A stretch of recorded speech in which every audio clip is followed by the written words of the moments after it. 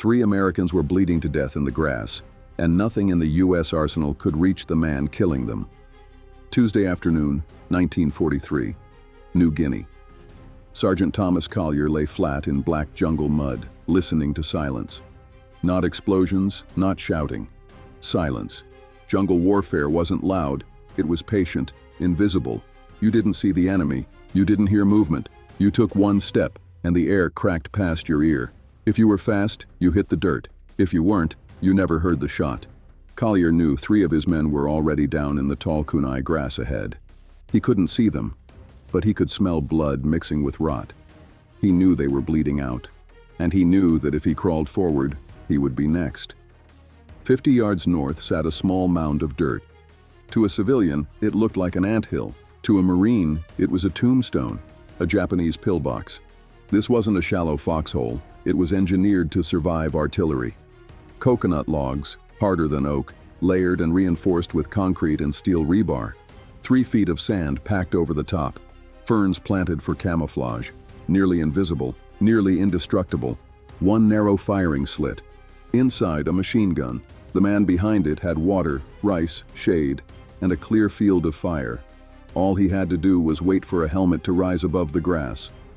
Collier tried mortars first. For 10 minutes, high explosives dropped directly onto the target. But the jungle canopy was too thick. Shells detonated high in the trees, shredding leaves instead of fortifications. Shrapnel rained down uselessly. The bunker absorbed everything. When the mortars stopped, the machine gun resumed immediately. Next came the bazooka. A young gunner crawled through mud until he was within range. The rocket streaked forward and hit dead center. Flash, smoke. For a moment, Collier thought it was over. When the smoke cleared, the pillbox was still there. The rocket had splashed harmlessly against sand and logs. The Japanese gunner never stopped firing. This was the Pacific War the newspapers didn't print. Island maps and strategy charts meant nothing in that grass.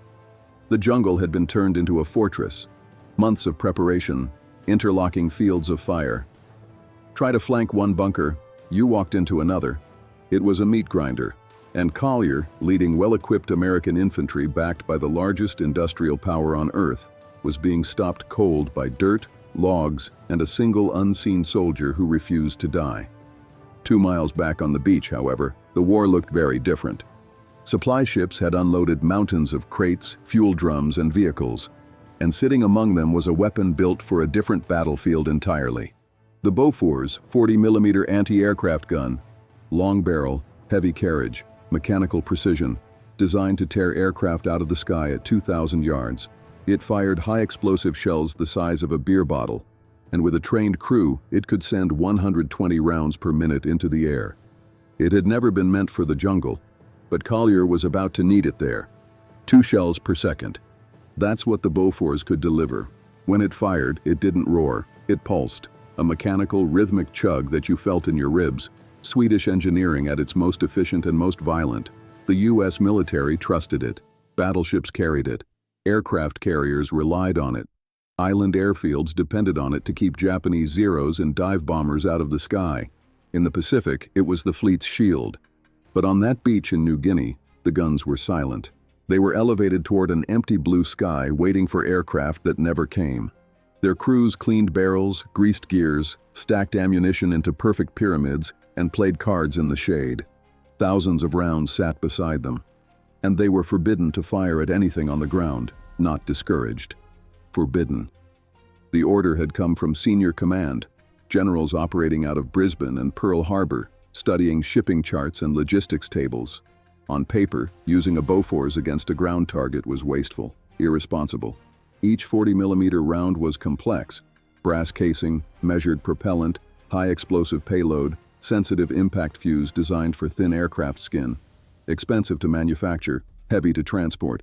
Every crate crossed 5,000 miles of ocean before reaching that beach. To logistics officers, each shell was precious. You did not spend precious ammunition shooting at dirt bunkers. The directive was explicit. The Bofors was for air defense only. Protect the airstrip, protect the supply dump. Do not move it forward. Do not expose it to mortar fire. Do not waste ammunition on infantry support. Experts insisted it wouldn't work anyway. The fuse was too sensitive, they said. It would detonate on foliage before hitting a target. The blast radius was too small for entrenched infantry. The manuals backed them up. The test data confirmed it. The officers had the numbers and the rank. So the Bofors crews stayed on the beach, polishing their guns while the jungle fight echoed in the distance. When the wind shifted, they could hear rifle cracks and machine gun bursts filtering through the trees. They knew what it meant. Sometimes the wounded made it back. Men wrapped in blood-stained bandages limped past the pristine guns, heading for evacuation. They saw the gunners sitting on crates of ammunition, drinking coffee under palm trees. 2 miles away, their friends were dying for lack of fire support. The bitterness started there. The infantry gave the Bofors a nickname, the doorstop, an expensive lawn ornament. They asked the gunners if they were saving the shells for a parade. It was a toxic stalemate. The Bofors crews hated it. They were Marines too. They hadn't trained to polish steel while rifle companies were being cut down in the jungle. They stared at their weapon, a cannon that could fire faster than a heartbeat. And instinct told them the experts were wrong. A shell that could rip the wing off a bomber could tear apart a log bunker. That didn't require a physics degree. But orders were orders. The guns stayed on the beach, the barrels stayed pointed at the clouds, and the casualty list inland kept growing. Back at the front, Sergeant Collier was finished with tactics. Mortars had failed. The bazooka had failed. Flanking maneuvers only led into overlapping fields of fire. The sun was dropping. Shadows stretched across the kill zone. If the bunker wasn't destroyed before dark, the Japanese would counterattack. They would slip through the grass with grenades and knives. His squad would not survive the night. He needed a miracle, or a sledgehammer. Then he saw it. Not a supply truck, a prime mover, a heavy tractor dragging something green behind it. A Bofors gun being repositioned to a ridge for anti-aircraft coverage. It would pass within 400 yards of his line. Collier didn't request permission. He didn't check doctrine. He grabbed his runner and told him to get that gun. The runner hesitated, started mumbling about standing orders and anti-aircraft battalions. Collier grabbed him by the straps and pulled him close. He said he didn't care who the gun belonged to. He didn't care what the manual said. He told him there were Marines dying in the mud, and that gun was the only thing that could stop it. The runner sprinted. Collier turned back toward the bunker. A burst from the machine gun shattered wood inches from his head. Splinters cut his cheek. He wiped the blood away and kept staring at the mound of dirt. The experts said the Bofors couldn't be used like this. They said it was wasteful. They said it wouldn't work. Collier chambered around in his rifle. He was about to find out whether the experts understood war or only paperwork. The runner crashed onto the muddy track where the Bofors crew was wrestling a wheel out of a rut. The gun sergeant, Miller, looked up expecting another lecture about road discipline. Instead, he saw a breathless kid covered in someone else's blood. There was no salute, no protocol, just a finger pointing toward the tree line, where rifle fire cracked steadily. "There's a bunker," the runner told him. "We can't break it. Good men are dying because we can't punch through logs and dirt." Then he asked the question that mattered. "Can it shoot down?" Miller looked at the long barrel angled toward the sky. The manual said no. Training said no. Standing orders said absolutely not. The Bofors was a protected instrument, governed by regulations, guarded by doctrine. But 2 miles inland, men were bleeding out in the grass. The gun was worth more than Miller's annual pay. If he drove it off the road and lost it in the swamp, or worse, got it destroyed by mortar fire, it wouldn't just mean a court-martial. It could end his career. Maybe more. But Miller was tired. Tired of polishing a weapon that never fired. Tired of watching ambulances roll past. He looked at his crew. They weren't waiting for instructions like subordinates. They were waiting like men starved for a fight. Miller spat into the mud. "Kill the engine. Unhook it." They were going off-road. Moving a Bofors through jungle swamp was misery. The gun weighed over 2 tons, top-heavy, awkward, built for prepared ground, not mud that swallowed wheels to the hub. It was like dragging a bank vault through a swimming pool. The crew leaned into the tires. The infantry runner grabbed the tow bar. They heaved, slipped, cursed the heat and insects. Vines had to be hacked away with machetes just to clear the carriage width. Tree roots twisted the axle every few feet. 40 minutes to move 300 yards. By the time they broke through the tree line, they were soaked in sweat, uniforms black with grime, lungs burning. But no one complained. For the first time in months, they were moving toward the gunfire. When they rolled into Collier's position, the riflemen stopped shooting and stared. In the middle of a close, dirty jungle fight stood a towering anti-aircraft cannon. Long barrel, massive flash suppressor, tall, exposed, completely out of place. It looked absurd, like a giraffe trying to hide in a rabbit hole. Some infantrymen shook their heads. They thought the gun crew had lost their way. You don't bring precision anti-air artillery into a mud fight. It was too big, too slow, too fragile. The Japanese noticed it too. The firing from the pillbox paused, just for a second. Then rounds began snapping around the Bofors wheels. The crew didn't flinch. They dropped the heavy stabilizing pads and leveled the carriage. Miller climbed into the gunner's seat, gripped the traverse and elevation wheels, and cranked the barrel down toward the bunker. The barrel lowered, then stopped. Metallic clank. He cranked harder. Nothing. The depression stopped. Engineers had built a physical limit into the gun, a steel bolt that prevented the barrel from pointing too low. It was designed to stop gunners from blowing apart their own sandbags. On an anti-aircraft range, it was smart. Here, it was a disaster. The barrel was aimed 5 feet above the bunker. Geometry alone made it useless. The infantry watched hope evaporate. Exactly what they expected. The fancy weapon didn't belong here. Miller jumped from the seat. He grabbed a wrench from the tool chest and crawled under the breech while bullets snapped through leaves overhead. Dirt kicked up around his boots. He found the depression stop, a thick steel bolt, rusted tight. He slammed the wrench onto it and struck it hard with the heel of his hand. The bolt didn't move. Miller hit it again. Nothing. "Bring me a hammer." The loader tossed him a mallet. Miller swung with everything he had. Metal rang. On the third strike, the bolt sheared off with a sharp crack. The safety was gone. So were the regulations. Miller jumped back into the seat and cranked the wheel. This time, the barrel dipped past horizontal, smooth, deliberate, until it was aimed straight at the dirt mound, straight at the narrow black slit of the pillbox. But now came the real risk. The Bofors had no armor, no shield, no protection.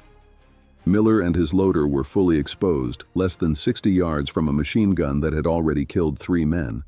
If the Japanese gunner shifted a few degrees, he could cut them down instantly. This was a duel at point-blank range. The Bofors had power. The pillbox had protection. Miller had to end it fast. Load high explosive. The command felt foreign.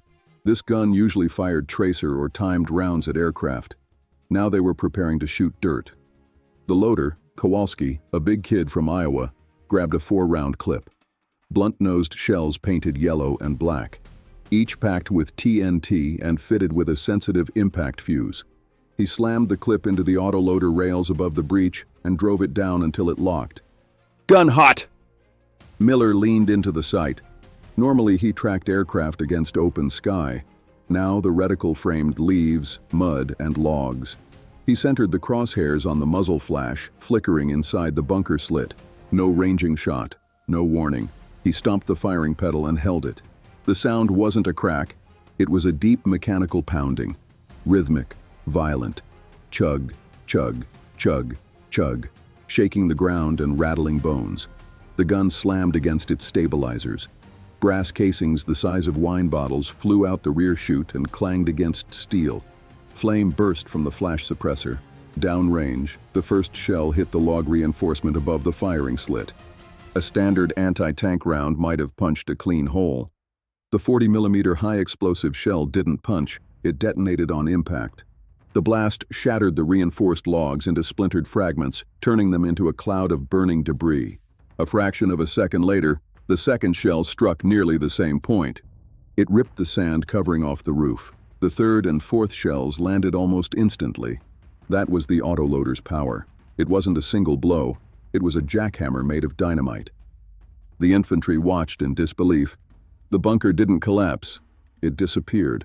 The reinforced concrete roof that had shrugged off bazookas couldn't survive rapid-fire high-explosive impacts. Earth was stripped away. Logs shattered. Concrete fractured.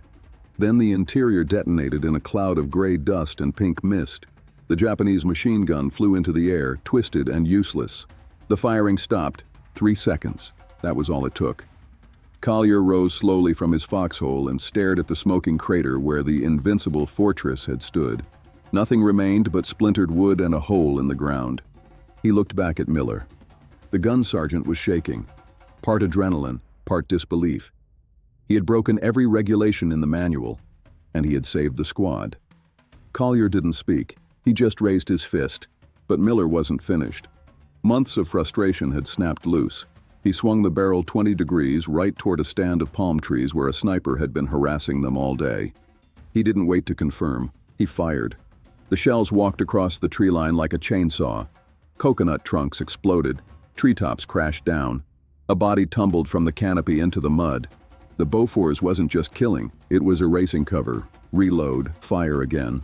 Bushes, spider holes, anything suspicious, erased. The Japanese troops had never faced anything like it. Mortars they understood, rifles they understood. This was different. This was a wall of high explosive moving faster than thought. Trees detonated, bunkers disintegrated. Discipline, once unbreakable, began to crack. They weren't fighting infantry anymore. They were fighting a force of nature. But power has a cost. The Bofors was loud. The muzzle flash was enormous. Every enemy within a mile now knew exactly where it was. Deep in the jungle, a Japanese mortar crew adjusted their tube. They didn't need to see the gun. They could hear it. The first mortar round landed 20 yards left, detonating in swamp water. A geyser of black mud erupted 50 feet into the air and rained down over the crew. The concussion thumped into their chests. Miller didn't need calculations. That was a ranging shot. The next one would be closer. In a normal position, you hook up the tractor and leave. You do not trade fire with unseen artillery while sitting exposed. But they couldn't move. The wheels had sunk deep into the jungle floor. The recoil had driven the stabilizers into the earth like anchors. To free it would take cables, digging, time. They didn't have time. Maybe not even 20 seconds. Miller wiped mud from his eyes and stared into the wall of green. Somewhere in there, a mortar crew was dialing in the final correction. And the gun that had just turned the jungle into splinters was now the biggest target on the battlefield. If stories like this matter to you, the moments where battlefield reality collides with doctrine, stay with Battalica. There are thousands of battles history summarizes in a sentence. We break down the seconds that actually decided them. Let me know in the comments. Was Miller reckless? Or was he the only one thinking clearly? And if you want more frontline stories told the way they happened, you're in the right place.